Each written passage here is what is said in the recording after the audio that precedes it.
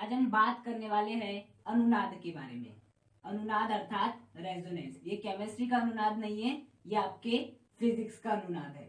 और फिजिक्स में भी किस में अनुनाद देख रहे हैं हम? दोलन गति में अनुनाद। दोलन गति में अनुनाद। तो आज के इस वीडियो में हम दोलन गति में अनुनाद के बारे में पढ़ने वाले। देखिए, अनुनाद का मतलब होता है जब आपकी प्राकृतिक आवृत्ति आपके फोर्स्ड आवृत्ति FORSCED फोर्स्ड आवृत्ति की क्या हो जाती है? बराबर हो जाती है। तो वो दो निकाय किसमें माने जाते हैं? अनुनाद में माने जाते हैं। जैसे कि ये आपका एक निकाय है, ये कोई आपका ऐसा दोलन है, आपका सरल लोलक है, और ये कोई आपका सरल लोलक है। अब यदि इसके लिए यदि मैं क्या निकालू? प्राकृतिक आवृत्ति निकालू, और इसके लिए यदि फोर्स्ड आवृत्ति निकालू, और वो दोनों क्या है? आपस में बराबर। इसका मान यदि 10 है, फोर्स्ड आवृत्ति का भी मान 10 है, 10 बराबर 10 होता है, तो ये दोनों किसमें माने जाएंगे? अनुनाद में माने जाएंगे। लेकिन यदि इसका मान 10 है और इसका मान 8 है, तो क्या 10 8 के बराबर? बिल्कुल नहीं है। मतलब क्या इनमें अनुनाद पाया जाएगा? अनुनाद बिल्कुल भी पाया जाएगा। तो अनुनाद किन्हीं भी निकाय में कब पाया जाता है? जब उनके लिए प्राकृतिक आवृत्ति और फोर्स्ड आवृत्ति का मान क्या होता है? आपस में बराबर होता है। अब हम इसे कुछ एग्जांपल्स के थ्रू समझने का प्रयास करते हैं। देखो, जैसे कि आप सभी ने पढ़ा है T बराबर कितना होता है? 2 pi under root of L upon G। ये क्या होता है? आपका सरल लोलक का आवर्तकाल होता है। हाँ, और आप सभी जानते हैं T बराबर क्या होता है? 1 अपॉन F, जहाँ F का मतलब क्या होता है? आपकी आवृत्ति होता है। मतलब आवर्तकाल और F में, मतलब आवर्तकाल और आवृत्ति में व्युत्क्रम का संबंध रहता है। T बराबर 1 अपॉन F, तो मैं T के स्थान पे क्या लिख सकता हूँ? आपका 1 अपॉन F लिख सकता हूँ। तो 1 अपॉन F किसके बराबर हो जाएगा? 2 pi under root of L upon G। क्या हो जाएगा? 2 pi under root of L upon G।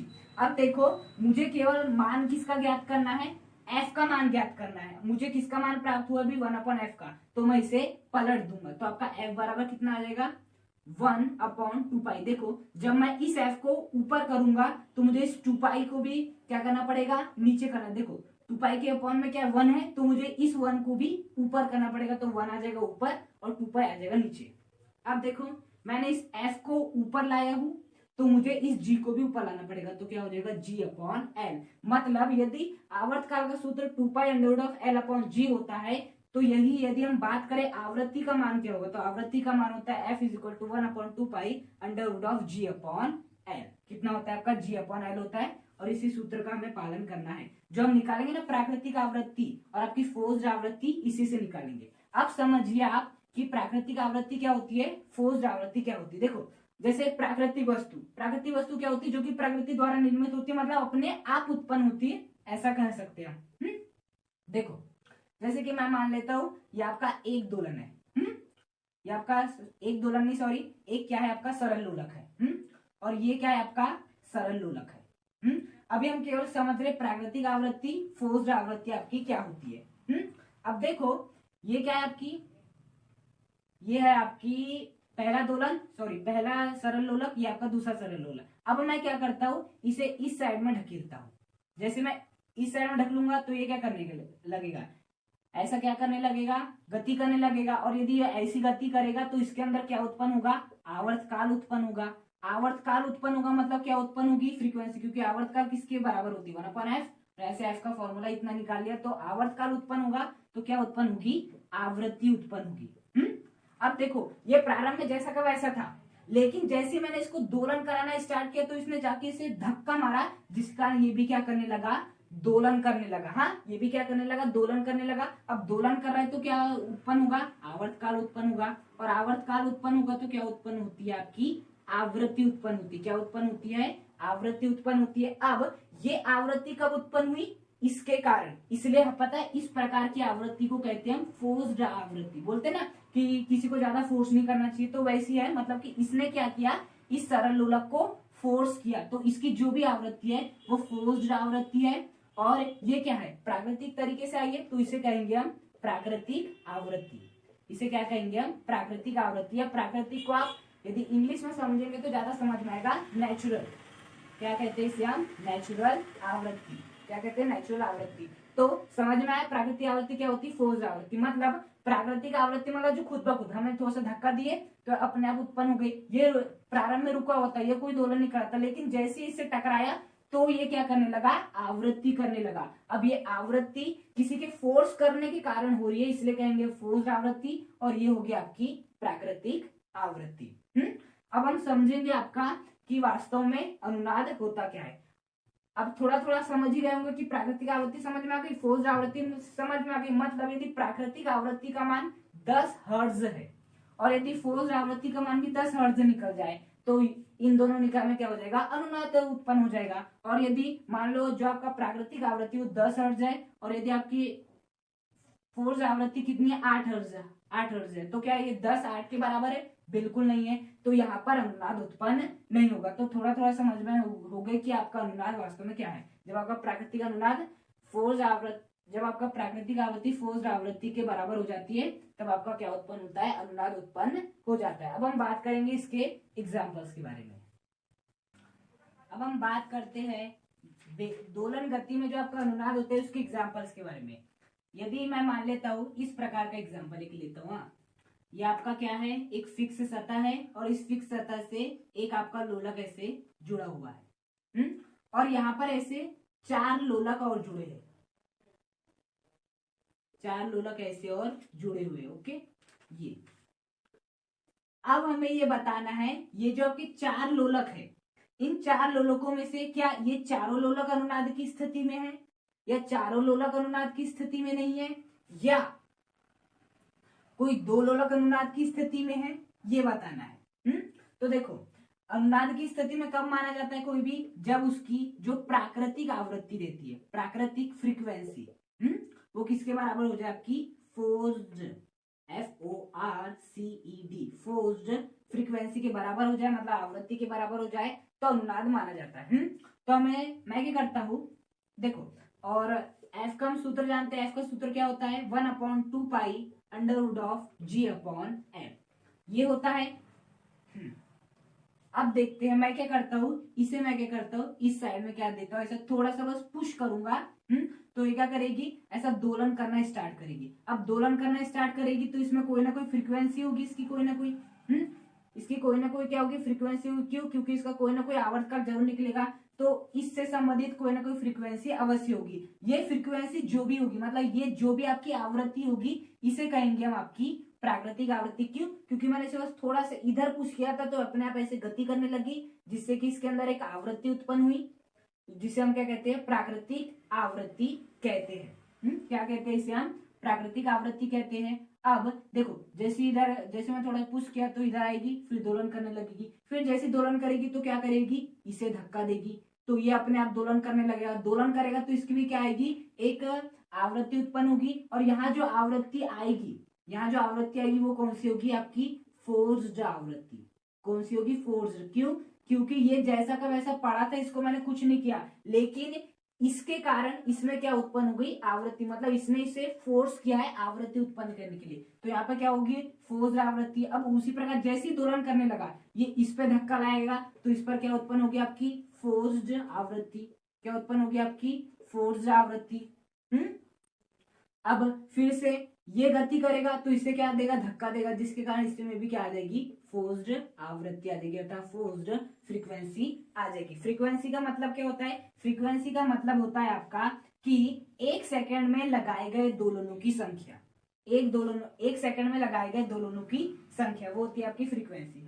तो मैंने बस थोड़ा सा इसे पुश किया तो इसमें क्या उत्पन्न हुई, आपकी फ्रीक्वेंसी उत्पन्न हुई। फ्रीक्वेंसी का मतलब आप सभी जानते हैं। अब इसमें फ्रीक्वेंसी उत्पन्न हुई तो इसमें उत्पन्न हुई, इसके कारण उत्पन्न हुई, इसलिए इसे फोर्स्ड फ्रीक्वेंसी कहेंगे। इसमें भी किसके कारण फ्रीक्वेंसी उत्पन्न हुई, इसके कारण उत्पन्न हुई, इसलिए इसे फोर्स्ड फ्रीक्वेंसी कहेंगे। इसके कारण किसमें फ्रीक्वेंसी उत्पन्न हुई, इसके कारण हुई, इसलिए इसमें भी जो भी फ्रीक्वेंसी आएगी अर्थात आवृत्ति आएगी उसे हम क्या कहेंगे, फोर्स्ड आवृत्ति कहेंगे। अब देखना है हमें इस प्राकृतिक फ्रीक्वेंसी, मतलब एक प्राकृतिक जो आपकी आवृत्ति का मान है, यदि इसके बराबर आ जाता है तो ये दोनों किसमें माने जाएंगे, अनुनाद में माना जाएंगे। यदि इस प्राकृतिक आवृत्ति का मान इस फोर्स्ड आवृत्ति के बराबर आ जाता है तो ये क्या माने जाएंगे, आपके ये माने जाएंगे आपके अनुनाद में। और यदि इस प्राकृतिक आवृत्ति का मान इस फोर्स्ड आवृत्ति के मान के बराबर आ जाता है तो ये दोनों क्या माने जाएंगे, आपस में अनुनाद की स्थिति में माने जाएंगे। अब हमें बात आती है हम पता कैसे करें। तो देखो एफ का फॉर्मूला क्या होता है, एफ बराबर 1/2 pi under root of G upon L, ये होता है। अब देखो इसकी लंबाई और इसकी लंबाई आपस में क्या है, लगभग बराबर है। कैसी है, लगभग बराबर है। मतलब इसकी यदि लंबाई एल है तो इसकी भी लंबाई कितनी होगी, एल होगी। और देखो यदि मैं इसके लिए फ्रीक्वेंसी लिखता हूं तो मैं जो फ्रीक्वेंसी मतलब आवृत्ति उसे मैं F1 मान लेता हूं। तो मैंने F1 मान लिया। तो हम जानते हैं F बराबर क्या होता है, आपका F बराबर होता है 1/2 pi under root of G upon L होता है। तो यदि मैं इस लोलक के लिए आवृत्ति लिखना चाहूँ तो किस प्रकार से लिखूंगा, इसकी आवृत्ति मान लिया मैंने कितनी है, आपकी F1 है। तो F1 F के स्थान पे F1 1/2, ये तो नियत है, ये भी रहेगा, अंडर रूट आ जाएगा जैसे यहाँ पे था। जी का जो मान रहता है वो क्या है, इन सभी के लिए समान है, तो जी भी इक्वल रहेगा। अब बात आ जाती है इस पूरी लेंथ पर। बात किस पे आ जाती है, लेंथ पे आ जाती है। तो मैंने इसकी लेंथ कितनी मान लिया, आपकी एल मान लिया। अब मैं निकालता हूँ इस दोलन के लिए आवृत्ति। इस दोलन की जो आवृत्ति वो मैं मान लेता हूँ कितनी, आपकी F2 है। तो लगा वाला फॉर्मूला 1/2 पाई जैसा का वैसा, अंडर रूट भी आपका जैसा का वैसा आ जाएगा। जी तो प्रत्येक के लिए समान ही है, वो कितना रहेगा, जी ही रहेगा, डिवाइड बाय एल। अब देखो इसकी लंबाई कितनी है, इसकी लंबाई भी कितनी है, एल के बराबर है। मतलब यहाँ पर जो F1 का मान है वो किसके बराबर है, सेम टू सेम F2 के बराबर है। इसलिए ये वाला जो लोलक है और ये वाला जो लोलक है किसमें माने जाएंगे, आपके अनुनाद में माना जाएंगे। क्यों, क्योंकि इसका जो भी आवृत्ति थी वो प्राकृतिक आवृत्ति थी, इसकी जो भी आवृत्ति थी वो फोर्स्ड आवृत्ति थी, और फोर्स्ड आवृत्ति आपकी प्राकृतिक आवृत्ति के बराबर आ गई। मतलब ये दोनों क्या है, आपके अनुनाद में माने जाते हैं। अब देखो इसकी लंबाई यदि एल होगी तो देखो ये लगभग क्या है, इसका आधा है, ऐसा मान सकते हैं, आधा है। मतलब इसकी कितनी होगी, आपकी लंबाई L/2। तो यहाँ पर मुझे एल के स्थान पे क्या लिखना होगा, यदि मैं इसकी बात करूँ, इसकी बात करूंगा तो मान लेता F3 होगी इसकी आवृत्ति, तो क्या आ जाएगी आपकी L/2। अब बताओ क्या इसका मान इसके बराबर होगा, बिल्कुल नहीं, क्योंकि यहाँ पर क्या आ गया, 2 आ गया। मतलब ये दोनों लंबाई में बराबर नहीं है। उसी प्रकार से ये और ये भी लंबाई में बराबर नहीं है। मतलब यहाँ पर क्या बोलेंगे, केवल ये दो ही ऐसे निकाय हैं जो कि किसमें, आपके अनुनाद में उपस्थित है। तो आपको अनुनाद देखना हो, जिन भी निकायों के मध्य देख रहे हो, सबसे पहले आपको ये वाले फॉर्मूले को ध्यान में रखना है और उसकी लंबाई को ध्यान में रखना है, और उसे क्या कर देना है, लंबाई के हिसाब से अनुनाद उसमें बता देना है। ये हो गया आपका फर्स्ट एग्जांपल। अब हम बात करेंगे इसके सेकंड एग्जांपल के बारे में। तो सेकंड एग्जांपल देख लेते हैं हम। देखो सेकंड एग्जांपल इस प्रकार से है कि आपको इस प्रकार से संरचना दी गई है। ये इस प्रकार से आपकी कोई संरचना दी हुई है, ये नहीं, ये इस प्रकार की आपकी कोई दो संरचना दी हुई है ऐसे। ये भी किसी से जुड़ी है, ये भी किसी से जुड़ी है। और ये दोनों इस प्रकार है कि इनकी जो आकार आकृति है सब कुछ क्या है, समान है। सब कुछ क्या है, समान है। मतलब इसका जितना आकार होगा उतना आकार इसी का, जितनी लंबाई उसकी लंबाई इतनी है, जितना इसका स्ट्रक्चर जैसा होगा इसका भी ऐसा ही है। और यहाँ से ये इस प्रकार से लगा हुआ है। और यहाँ पर इस प्रकार का एयर बॉक्स, यहाँ ये क्या है आपका एयर बॉक्स, एयर बॉक्स के ऐसा जुड़ा हुआ है। क्या जुड़ा हुआ है, एयर बॉक्स जुड़ा हुआ है। अब देखो एयर बॉक्स में क्या भरी रहती है, हवा। एयर मतलब हवा, क्या भरी रहेगी, हवा। यहाँ भी क्या भरी रहेगी, हवा भरी मतलब कि भरी रहेगी आपकी।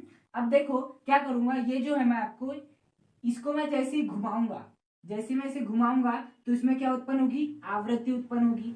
क्या उत्पन्न होगी, आवृत्ति उत्पन्न होगी। और आवृत्ति उत्पन्न होगी तो देखो जैसे इसमें आवृत्ति हुई उत्पन्न होगी। अब ये वाली आवृत्ति किससे संबंधित, ये वाला जो आपकी संरचना है, ये वाली जो आपकी संरचना है वो इससे संबंधित है। तब यदि इसमें आवृत्ति उत्पन्न हुई है तो इसमें भी क्या होगी, आवृत्ति उत्पन्न होगी। आवृत्ति का मतलब होता है इस प्रकार से ये ऐसे मोशन करना, मतलब कि दोलन, एक प्रकार से समझ सकते हो आप, दोलन मतलब कि आवृत्ति उत्पन्न होगी, मतलब ये लोग दोलन करेंगे। क्या करेंगे, एक प्रकार से दोलन करेंगे। अब यदि ये दोलन करेगा तो ये जो एयर बॉक्स इससे जुड़ा है तो ये भी दोलन करेंगे। अब देख लो यदि ये दोलन करेंगे तो ये भी क्या लगेंगे, अपने आप दोलन करने लगेंगे। ये भी क्या करने लगेंगे, दोलन करने लगेंगे। मतलब यहाँ भी क्या उत्पन्न हो जाएगी, आपकी आवृत्ति होगी इनकी भी कोई ना कोई। अब यदि ये घुमा तो इसके कारण ये इसमें आवृत्ति उत्पन्न हुई, तो ये, हाँ, ये वाली जो आवृत्ति होगी उसे कौन सी आवृत्ति कहेंगे हम? फोर्स्ड आवृत्ति कहेंगे। क्यों? क्योंकि ये जब मैंने इसे घुमाया, इसमें जो आवृत्ति उत्पन्न हुई उसके कारण ये वाली आवृत्ति उत्पन्न हुई, इसलिए मैं फोर्स्ड आवृत्ति कहूंगा। ये यहाँ भी आवृत्ति किस कारण उत्पन्न हुई है? इसके कारण उत्पन्न हुई है, इसलिए इस आवृत्ति को भी क्या कहेंगे? फोर्स्ड आवृत्ति कहेंगे। हाँ, अब देखो इसमें आवृत्ति उत्पन्न हुई तो ये किससे कनेक्टेड है? इस संरचना से कनेक्टेड है, तो यहाँ भी क्या उत्पन्न हो जाएगी? आपकी आवृत्ति उत्पन्न हो जाएगी। और वो भी आवृत्ति कौन सी होगी? आपकी फोर्स्ड आवृत्ति हुई है। वो किसके कारण हुई है? इसके कारण उत्पन्न हुई है। तो यहाँ पे क्या उत्पन्न हो जाएगी? आपकी फोर्स्ड आवृत्ति उत्पन्न हो जाएगी। अब देखो इसकी जो लंबाई है वो कितनी है? एल है। और इसकी भी लंबाई कितनी है? आपकी एल है। मैंने आपको शुरुआत में बोल दिया था कि इसकी जितनी लंबाई है उतनी लंबाई इसकी भी है, जिसका जितना आकर इसका है उतना आकर इसका भी है, मतलब जितनी लंबाई इसकी उतनी लंबाई इसकी भी है। अब देखो मैंने इसे बस थोड़ा सा घुमाया था तो इसमें आवृत्ति उत्पन्न हुई थी, इसलिए यहाँ जो भी आवृत्ति होगी इसे कौन सी कहेंगे? प्राकृतिक आवृत्ति। लेकिन ये बाकी जितनी भी आवृत्ति है वो इसके कारण उत्पन्न हुई है, इसलिए हम क्या कहेंगे? बाकी आवृत्तियों को फोर्स्ड आवृत्ति कहेंगे। अब हमें अनुनाद देखना है इसमें और आपका इस निकाय में। तो अनुनाद देखने के लिए क्या भी शर्त होती है आपकी? एक ही शर्त होती है कि आप बस देख लीजिए जो आपकी प्राकृतिक फ्रीक्वेंसी है अर्थात आवृत्ति है वो आपके यदि फोर्स्ड आवृत्ति के बराबर है, फोर्स्ड आवृत्ति या फोर्स्ड फ्रीक्वेंसी के बराबर है तो क्या माना जाएगा? ये आपस में बराबर माना जाएगा। अब देखो इसकी लंबाई कितनी है? एल है। कितनी लंबाई? एल है। इसकी लंबाई कितनी है? एल है। और हम सभी जानते हैं आपका एफ का फॉर्मूला कितना होता है? बराबर 1/2 पाई √g/l। जी का तो मान प्रत्येक परिस्थिति के लिए सेम ही होता है। कितना होता है आपका? 9.8। यदि आप पृथ्वी पर है, यदि आप पृथ्वी पर है तो 9.8 होता है, 1/2 पाई भी नियत रहता है। मेन खेल आता है इस एल पर। अब देखो इसकी लंबाई कितनी आपकी? एल है। और इसकी भी लंबाई कितनी आपकी? एल है। तो यदि मैं इसके लिए लिखना चाहूँ आवृत्ति तो मैं मान लेता आवृत्ति कितनी है आपकी? इसकी आवृत्ति है f1। तो f1 का मान कितना हो जाएगा? 1/2 पाई √g। अब बात आती है लंबाई की, तो इसकी लंबाई कितनी है? एल है। अब मैं लिख लेता हूँ इसकी आवृत्ति। अब देखो इसकी आवृत्ति को मैं मान लेता हूँ क्या है? जो आपकी फोर्स्ड आवृत्ति है वो मान लेता हूँ f2 है। तो f का फॉर्मूला कितना होता है? 1/2 पाई √। यहाँ क्या आता है? g, वो भी क्या है? सेम है। अब आती है लंबाई। इसकी भी लंबाई कितनी है आपकी? स्मॉल एल है। अब देखो इस f1 का मान सेम टू सेम इस f2 के बराबर है, मतलब यहाँ पर f1 का मान f2 के बराबर है, मतलब इसकी जो भी आवृत्ति होगी वो इसके बराबर होगी। इसकी आवृत्ति क्या है? प्राकृतिक आवृत्ति। इसकी आवृत्ति क्या? आपकी फोर्स्ड आवृत्ति। मतलब यहाँ पर प्राकृतिक आवृत्ति फोर्स्ड आवृत्ति के क्या है? बराबर है। मतलब कि इन दो निकायों के मध्य क्या है? अनुनाद उपस्थित है। अब देखो आवृत्ति का मान कैसे हो सकता है? जैसे कि मैंने इसे जैसे धक्का दिया तो इसमें यदि 10 हर्ट्ज की क्या होगी? इसमें यदि 10 हर्ट्ज जो हम आवृत्ति होती है ना उसे हम हर्ट्ज में मापते। ये हर्ट्ज किसमें मापते? हर्ट्ज में मापते। आवृत्ति की क्या होती है? हर्ट्ज। तो जैसे मैंने इसे घुमाया तो इसमें जो प्राकृतिक आवृत्ति उत्पन्न यदि 10 हर्ट्ज हुई है तो यहाँ भी कितनी हर्ट्ज उत्पन्न होगी? 10 हर्ट्ज ही उत्पन्न होगी। ये मतलब होता है आपकी प्राकृतिक आवृत्ति और फोर्स्ड आवृत्ति के बराबर होने का। अब देखो एक बात नोट करने वाली है। अब देखो यहाँ क्या था आपका? जैसे मैंने इसे घुमाया तो यहाँ पर आवृत्ति कितनी उत्पन्न हुई? 10 हर्ट्ज उत्पन्न हुई। अब यदि इसमें भी कितनी उत्पन्न हुई? 10 हर्ट्ज ही उत्पन्न हुई। कितनी उत्पन्न हुई? 10 हर्ट्ज ही उत्पन्न हुई। अब मैं मान लेता हूं इसको यदि मैं साधारण रूप से घुमाता तो इसकी जो आवृत्ति रहती है वो कितनी रहती है आपकी? 10 हर्ट्ज ही निकलती। अब ये जो 10 हर्ट्ज आवृत्ति आई है वो किसके कारण आई है? इसके कारण। इसमें किसके कारण आई है? इसमें इसके कारण। और इसमें किसके कारण आई है? इसके कारण। मतलब इसके कारण यहाँ पर आवृत्ति 10 हर्ट्ज आई है। लेकिन अब मैं मान लेता हूँ कि इसे भूल जाओ, सब मैंने ऐसा कुछ नहीं किया। इसे यदि मैं साधारण रूप से घुमाता हूँ तो इसकी आवृत्ति कितनी निकलती है आपकी? 10 हर्ट्ज निकलती। हाँ, और जो आपकी प्राकृतिक आवृत्ति वो भी कितनी है? 10 हर्ट्ज ही है। मतलब इसकी जो आपकी प्राकृतिक आवृत्ति निकलती है वो कितनी निकलती है आपकी? 10 हर्ट्ज निकलती। जैसे कि हमने निकाला था। मैं कहना क्या चाहता हूँ? देखो मैं कहना कुछ यही चाहता हूँ कि यहाँ जो आवृत्ति 10 हर्ट्ज उत्पन्न हुई है वो किसके कारण उत्पन्न हुई है? वो उत्पन्न हुई है इसके कारण। किसके कारण उत्पन्न हुई है? इसके कारण उत्पन्न हुई है 10 हर्ट्ज। और ये आपस में बराबर है, इसलिए मैं अनुनाद की स्थिति में इन्हें कह रहा हूँ। अब मैं इसे अलग से लेता हूँ। इसे क्या लेता हूँ? मैं अलग से लेता हूँ। इस प्रकार से क्या लेता हूँ, इसे अलग से लेता हूँ आपका, ये अलग से लिया। अब मैंने इसे अलग से लिया, किसी साथ जोड़ा नहीं, और इसको यदि मैं घुमाता हूं तो इसका मान भी मुझे कितना मिल रहा है, 10 हर्ट्ज ही मिल रहा है। मतलब इसके कारण जो ये आवृत्ति उत्पन्न हुई है, आवृत्ति उत्पन्न हुई है वो किसके बराबर है, प्राकृतिक आवृत्ति। देखो अभी इसकी जो भी आवृत्ति, वो कौन सी आवृत्ति, फोर्स्ड आवृत्ति। क्यों, क्योंकि इसके फोर्स करने के कारण ये उत्पन्न हुई है। लेकिन यहाँ तो मैंने इसे खुद घुमाया हूं, मतलब यहाँ इसकी प्राकृतिक आवृत्ति कितनी होगी, 10 हर्ट्ज होगी। यहाँ इसकी प्राकृतिक आवृत्ति कितनी होगी, आपकी 10 हर्ट्ज होगी। और यदि हमेशा याद रखना, जो आपकी फोर्स्ड आवृत्ति रहती है, मतलब जो 10 हर्ट्ज है, और जो आपकी प्राकृतिक आवृत्ति रहती है वो भी 10 हर्ट्ज निकली है, वो यदि आपस में बराबर होती है तो इसका पहले यदि आयाम कम रहेगा तो वो क्या हो जाएगा, बढ़ जाएगा। मतलब कि यदि प्राकृतिक फोर्स्ड आवृत्ति प्राकृतिक आवृत्ति के बराबर होती है तो आपका जो आयाम होता है वो क्या हो जाता है, आपका बढ़ जाता है। क्या हो जाता है, आपका बढ़ जाता है।